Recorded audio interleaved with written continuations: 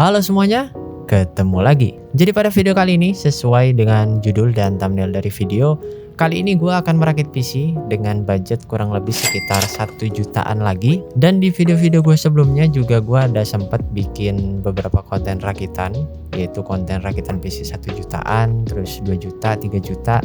Dan yang terakhir kali kemarin gue bikin itu di budget 5 dan budget 3 jutaan. Nah, jadi untuk komponen-komponen yang akan kita gunakan kali ini, sebetulnya sebelumnya gue udah ada sempat bikin kurang lebih dari segi spek ini mirip-mirip. Cuman di sini ada beberapa perbedaan dari part-part yang akan digunakan pada video ini, seperti VGA card, terus ada dari casing, CPU cooler, dan ya selagi video ini berjalan gue akan kasih tahu lebih detail rincian speknya ke kalian semua. Sebetulnya untuk rakitan PC ini bisa dibilang adalah rakitan dadakan ya, karena dari komponen-komponen yang kita gunakan pada video ini itu adalah komponen-komponen yang emang ada di studio kita cuy. Jadi beberapa part di sini emang udah kita punya, dan di sini gua tambahin ada beberapa part ya, contohnya kayak CPU cooler, terus kayak casing, biar jadi satu konten rakitan kayak gini cuy. Nah cuman kayaknya kurang afdol kalau PC-nya belum dinyalain, jadi kita akan coba nyalain dulu PC-nya.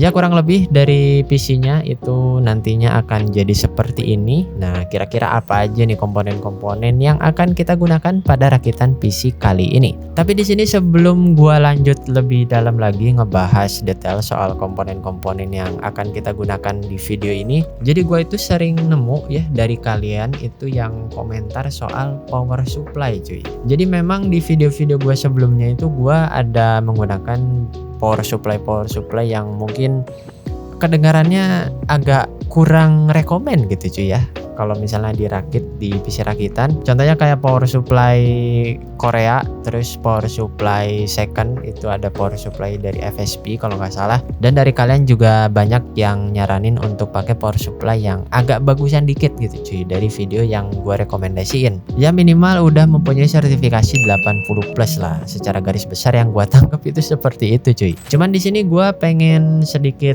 ngejelasin dulu ya ke kalian, kenapa alasan gue menggunakan power supply kayak power supply Korea atau power supply second pure. Jadi di sini menurut pendapat gue pribadi dan dari sudut pandang gue sebagai end user dan seorang perakit, menurut gue nggak ada salahnya kalau misalnya kita menggunakan power supply kayak power supply Korea, power supply second, bahkan bisa dibilang ya itu bisa lebih bagus karena harganya pun juga bisa lebih murah. Cuman di sini menurut gue pribadi dan dari sudut pandang gue, karena gue di sini coba memposisikan sebagai seorang yang mau coba untuk ngerakit PC, dan gue pengen PC yang gue rakit ini emang harganya itu bener-bener murah banget, karena bisa dibilang nggak semua orang itu emang butuh power supply yang speknya itu tinggi banget gitu cuy. Jadi di sini gue coba untuk memposisikan di beberapa sudut pandang dan di beberapa sudut pihak gitu ya, yang memang ada niatan untuk merakit PC. Jadi ya menurut gue itu tidak ada salahnya kalau misalnya kita menggunakan power supply Korea atau power supply second. Dan apakah menggunakan jenis power supply tersebut itu bisa meleduk ya, karena kan ya cukup lumayan rame di forum-forum, atau enggak sedikit juga ya dari kemarin ada yang komen itu power supply bakal meleduk segala macam.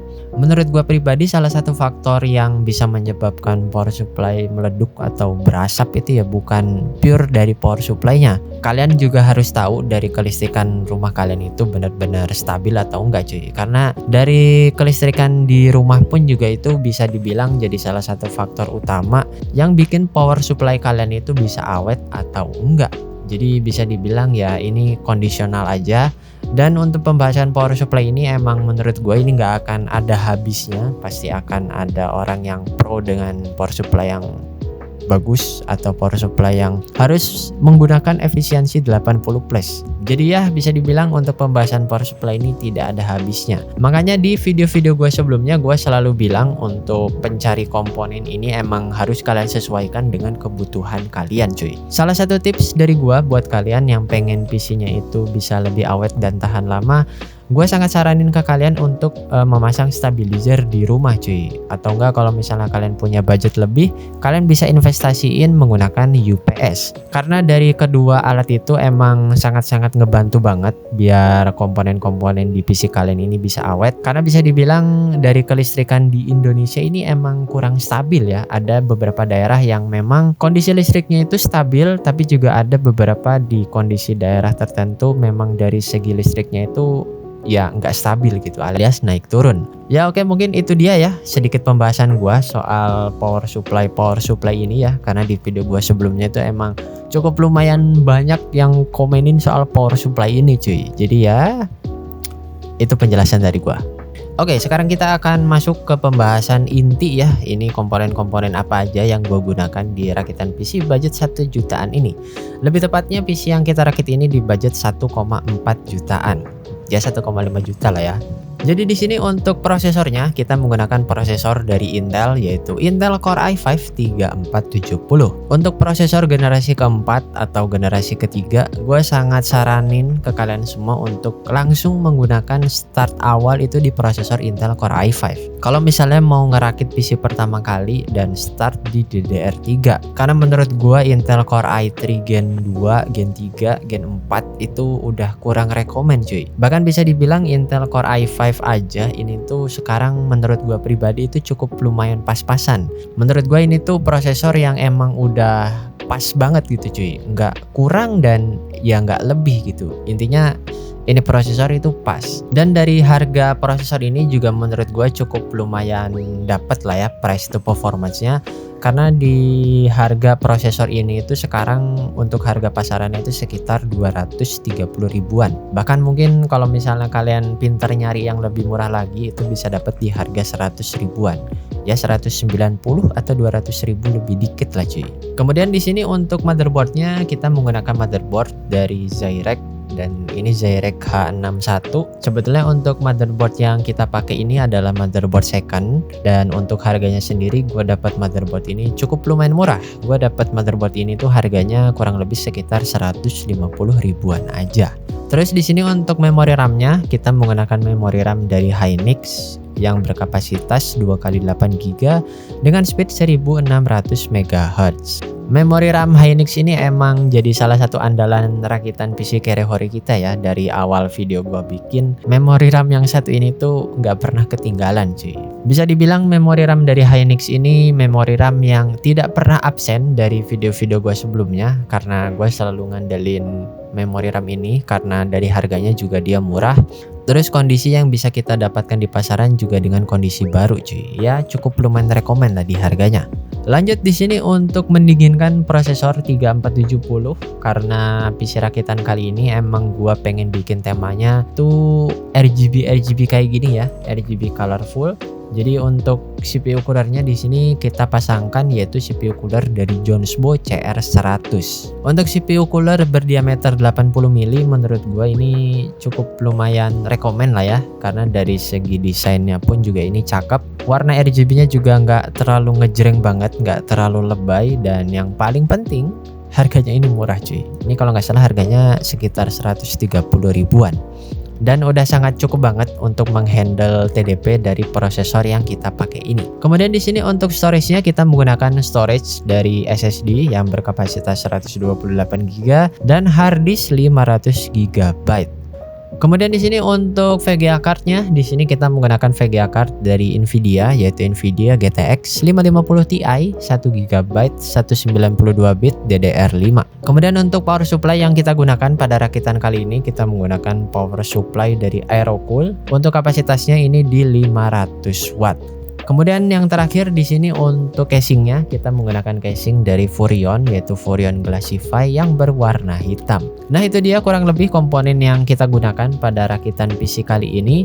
Sekarang gue akan coba tes performa PC yang satu ini untuk menjalankan beberapa game, dan untuk skenario gamenya ini juga gue menggunakan skenario game yang emang sekarang lagi rame dimainkan di pasaran cuy. Dan juga di sini gue pengen ngetes di skor CPU dan GPU-nya dari si PC yang satu ini.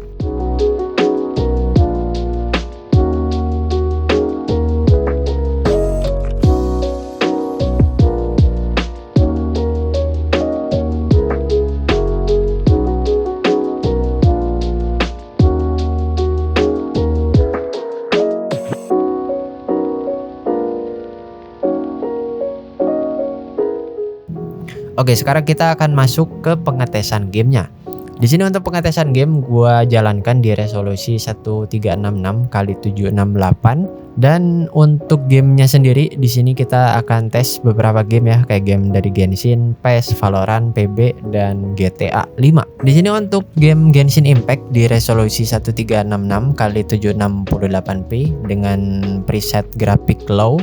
Ini sangat-sangat bisa jalan lancar di 50 sampai 60-an FPS cuy. Kemudian untuk game PES 2021 dengan settingan yang sama ya di resolusi 1366 kali 768 dengan grafik low dan render scale-nya ini gua turunin ke 60%. Ini bisa sangat berjalan sangat-sangat smooth di 55 sampai dengan 60 FPS. Kemudian ada game dari Valorant di resolusi 1366 kali 768 dengan preset low. Ini sangat-sangat bisa berjalan di 150 sampai dengan 170-an FPS. Dan untuk game Point Blank ini ya menurut gue ini nggak usah ditanya lagi ya, udah pasti lancar banget karena bisa dibilang game Point Blank ini kalaupun PC ini nggak dipasangin GPU ya, nggak dipasangin VGA card, itu game masih bisa berjalan karena emang bisa dibilang gamenya tidak terlalu membutuhkan grafis yang tinggi-tinggi banget. Dan yang terakhir untuk game GTA 5 di resolusi yang sama 1366 kali 768 di settingan grafik normal ini bisa berjalan 30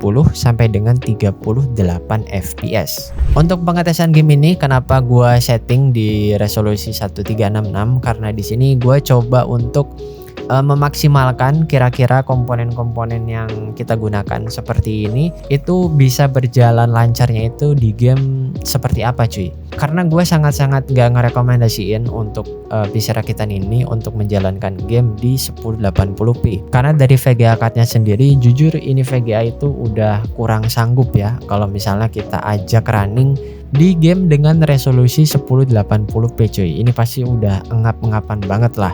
Jadi menurut gua untuk rakitan kali ini tuh sweet spotnya itu emang untuk game di resolusi 720p cuy, di resolusi HD. Karena dari pengetesan yang gua jalanin, game-game yang udah gua sebutin tadi itu berjalan lancar tanpa adanya stuttering dan emang gamenya itu smooth dijalanin. Bisa gua bilang untuk spesifikasi yang seperti ini sweet spotnya itu emang untuk game di resolusi 720p cuy. Oke, sekarang kita akan masuk ke pembahasan harga dari setiap masing-masing part komponen yang kita gunakan ini. Untuk total keseluruhan harga yang ada di video ini itu berkisar di angka Rp1.403.000 ya kalau kita buletin di 1,4 juta lah ya. Dan alternatif lain kalau misalnya kalian mau ngerakit yang kurang lebih sama kayak yang gua rakit ini dan mungkin kalian pengen lebih nekan budget lagi, di sini kalian bisa ganti CPU cooler sama casingnya itu ke modelan yang standar cuy. Nah itu dia tadi kurang lebih detail komponen spesifikasi yang kita gunakan pada rakitan PC kali ini. Sekarang kita masuk ke kesimpulannya. Kesimpulannya di rakitan PC budget 1 jutaan ini apakah rekomen untuk dirakit di tahun 2025 dan apakah ini rekomen untuk jangka panjang karena mungkin dari kalian ada yang berniat untuk ngerakit PC dan memang PC-nya tersebut untuk dipakai sampai 1 sampai 2 tahun ke depan. Menurut gue ini bisa sangat-sangat gue rekomendasiin ke kalian dengan catatan dari segi VGA cardnya kalian upgrade lagi ke seri GTX 750 Ti atau ke RX 550. Karena menurut gue dengan performa yang dihasilkan oleh PC ini dengan konsumsi daya yang dihasilkan menurut gue ini tidak seimbang cuy. Karena bisa dibilang dari konsumsi daya PC ini cukup lumayan boros, cuman ya performanya ya gitulah. Jadi gue sangat prefer buat kalian yang mau ngerakit PC kurang lebih sama speknya kayak ini, kalian bisa ganti VGA cardnya. Mungkin kalau pengen lebih hemat daya kalian bisa ganti ke GT 1030. Itu gue juga sebelumnya pakai VGA card itu di rakitan PC budget 3 jutaan. Terus untuk power supply-nya mungkin kalau misalnya kalian kedepannya mau upgrade dan memang ada niatan untuk full upgrade komponen-komponen yang ada di dalamnya kayak motherboard, prosesor dan RAM, ya sangat-sangat gua saranin untuk upgrade power supply cuy. Untuk power supply sekarang juga harganya udah cukup lumayan murah ya. Untuk yang 500 watt dan udah punya sertifikasi 80 plus itu bisa kalian dapetin harganya itu nggak sampai 500 ribuan. Di video sebelumnya gue juga udah sempat pakai itu power supply dari Deepcool Gamerstrom dan dari segi fitur-fiturnya pun juga ya cukup lumayan rekomen lah di harganya. Dan ya guys, mungkin segitu dulu aja dari video kita kali ini. Thank you banget buat kalian yang udah menonton videonya dari awal sampai akhir. Di video gua sebelumnya gua lebih bikin konten video dengan konsep voice over dengan sinematik part detail komponen, dan di video ini gua coba bikin update yang lebih terbaru lagi. Di sini gua coba untuk in frame ke kamera. Jadi menurut kalian lebih bagus mana? Lebih bagus konsep video gua yang sebelum-sebelumnya dengan voice over dan shoot sinematik detail dari komponen PC, atau lebih bagus lagi kalau gua in frame ke dalam video kayak di konten kali ini? Ya tulis pendapat kalian di kolom komentar. By the way, sebelumnya gue pengen ngucapin terima kasih dulu nih buat kalian para subscriber channel Cyclone Media yang udah mau gue bantu rakitin PC-nya cuy. Karena bisa dibilang itu sangat membantu banget, karena hampir setiap minggu ya channel ini itu bisa dibilang upload konten soal rakitan PC kayak gini. Yap, mungkin sekian dulu aja yang bisa gue sampaikan di video kali ini. Thank you banget sekali lagi buat kalian yang udah menonton. Semoga video ini bisa bermanfaat buat kalian dan menjadikan referensi untuk kalian yang mau ngerakit PC dengan budget kurang lebih sama di harga 1,4 jutaan. Sekian dari gue, terima kasih dan sampai jumpa lagi di konten video gue selanjutnya. Yo.